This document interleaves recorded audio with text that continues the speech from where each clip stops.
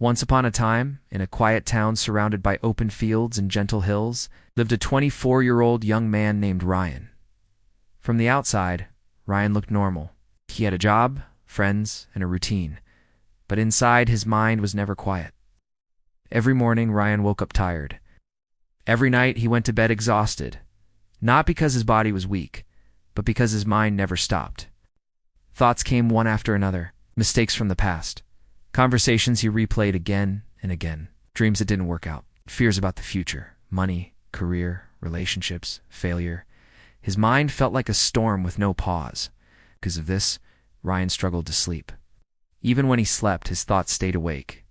Slowly, he lost interest in things he once loved.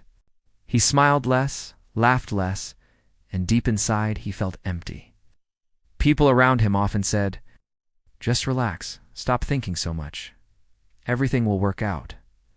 But Ryan knew it wasn't that simple. One evening, while sitting alone, Ryan heard a story from an older traveler. The traveler spoke about a small village hidden beyond the hills. In that village lived a man named Dr. Samuel Harris. Dr. Harris was once a respected psychologist in the city. He had helped thousands of people deal with anxiety, fear, and mental pain. But after many years, he left the noise of the city and chose a quieter life close to nature.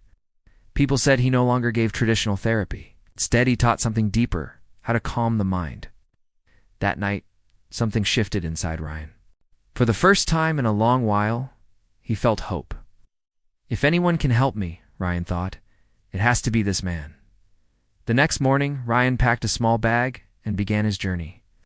The road was long and difficult. He walked across rough paths over hills and slept under open skies. His body grew tired, but his heart kept moving forward. After several days, Ryan reached the village. It was quiet, no traffic, no screens, no rush, only wind, birds, and the sounds of nature. At the edge of the village stood a small house covered in green plants and flowers. On the porch sat an older man, eyes closed, perfectly still. This was Dr. Samuel Harris. Ryan hesitated, then stepped forward. "Sir," he said softly, "my mind is always restless. I can't stop thinking. I feel lost. I want peace." Dr. Harris slowly opened his eyes and smiled. "So," he said gently, "you're searching for peace?" "Yes," Ryan replied. "I've tried everything. Nothing works." Dr. Harris stood up slowly. "Come with me," he said. "I won't give you advice. I'll give you an experience." He led Ryan to a small yard. There he filled a glass with water right to the very top.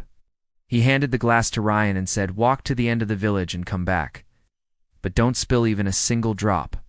Ryan was confused, but he agreed. Holding the glass carefully, Ryan began to walk. The village was alive. Children were laughing. People were talking. Dogs were barking, but Ryan noticed none of it.